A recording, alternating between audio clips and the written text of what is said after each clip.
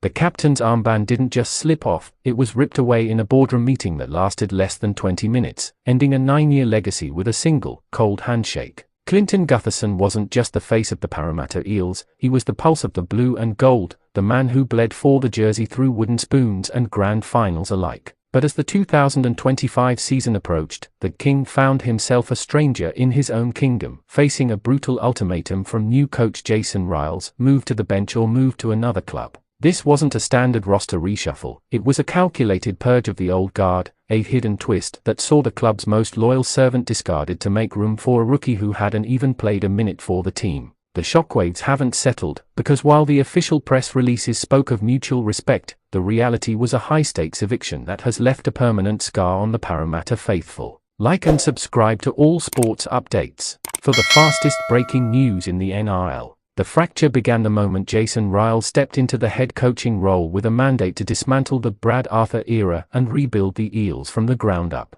Gutherson, who was famously close to the previous coaching staff, suddenly found himself under a microscope, with internal reports questioning if his high-mileage knees could still handle the demands of a modern NRL fullback. The hidden truth is that the Eels had already signed Penrith prodigy Isaiah Iongai with the express intent of handing him the number 1 jersey, effectively making Gutherson a $850,000 obstacle to their future. Rather than transitioning their captain into a new role with dignity, the club's hierarchy allegedly leaked concerns about his speed to the media, creating a narrative of decline that forced Clint to realize his time at Parramatta wasn't just ending, it was being sabotaged from within. When the St. George Illawarra Dragons emerged as the frontrunners for his signature, the drama took an even uglier turn involving a secret medical assessment that nearly derailed the entire move. Rumors swirled that the Eels' medical data suggested Gutherson was 1 injury away from retirement, a claim designed to lower the compensation the club might have to pay to get him off their books. However, Shane Flanagan saw through the smokescreen, conducting his own independent testing that proved the King was as fit as ever, leading to a blockbuster 3-year, $2.5 million deal that officially unmasked the Eels' desperation to clear cap space. This wasn't about performance, it was a cold-blooded financial execution where the club's culture was traded for salary cap flexibility. The decision to release their captain effective immediately was the final insult, a stupid move in the eyes of many who believed Gutherson's leadership was the only thing keeping the locker room from imploding. Sub to all sports updates. Now, the revenge was swift and poetic, as Gutherson's first season in the Red V during 2025 saw him silence every critic who claimed he was washed or too slow. While the Eels struggled to find an identity without their spiritual leader, Gutherson was named the Dragons Player of the Year, claiming the prestigious Dragons medal after appearing in every single minute of the season. He didn't just survive the transition, he thrived, proving that the King still had plenty of crown left, while Parramatta fans watched in horror as their team languished near the bottom of the ladder.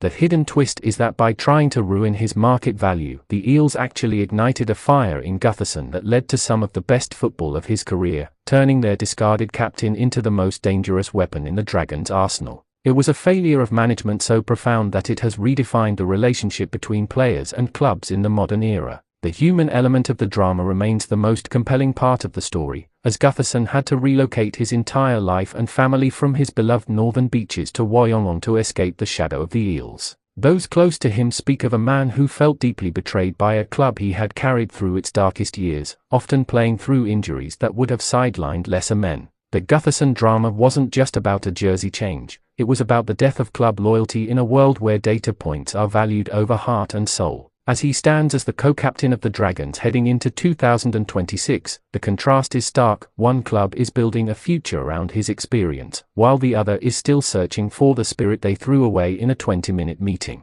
The truth is finally out, and it paints a picture of a champion who was wronged, but who refused to stay down. The fallout at Parramatta continues to ripple through the 2026 pre-season, with several senior players reportedly still unhappy with how the Gutherson exit was handled behind closed doors. The hidden twist that most people missed was the exodus of other veteran stars like Reagan Campbell-Gillard and Maika Sivo, which many believe was a direct reaction to the disrespectful treatment of their captain. It created a culture of fear rather than a culture of competition, where players realized that no amount of service or sacrifice could protect them from the new administration's axe. This career-ruin attempt backfired spectacularly, as the Eels brand has taken a massive hit among potential recruits who now view the club as a place that lacks loyalty. The Eels didn't just lose a fullback, they lost the moral high ground, and the cost of that stupid decision is being felt in every empty seat at CommBank Stadium. Tactically, the Dragons have used Gutherson's arrival to mentor the next generation, specifically Tyrell Sloan, who has flourished under the veteran's guidance rather than being axed as the media predicted. This mentorship is the hidden success story of the transfer, showing that Gutherson's value goes far beyond his running meters or try assists. It's about the guts he brings to the training ground.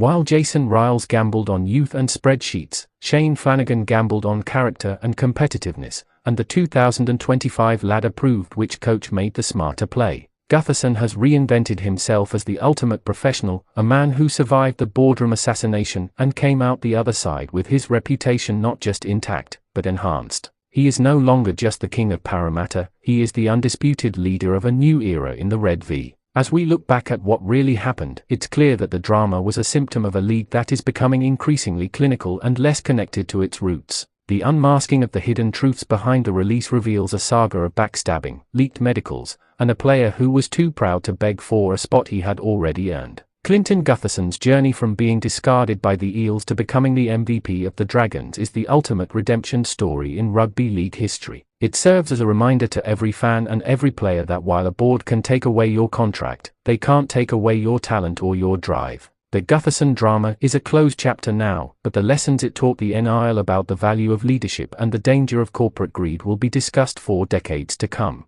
The story of Clint Gutherson is a testament to resilience in the face of a stupid and calculated attempt to ruin a career for the sake of a salary cap spreadsheet. As the 2026 season kicks off, the King sits firmly on his new throne, leading the Dragons toward a premiership window that the Eels seem to have slammed shut on themselves. The final twist is that the very man Parramatta thought was a liability is now the biggest threat to their success, a haunting reminder of the leader they let go. Whether you're a fan of the blue and gold or the red V, you have to respect the man who was pushed to the edge and decided to fly instead of fall. The drama is unmasked, the truth is out, and the King is still very much alive and kicking. Stay tuned to all sports updates for the final verdict on the Clinton Gutherson saga. Would you like me to analyze the Eels' projected 2026 cap space following these releases or compare Gutherson's 2025 stats to his replacements?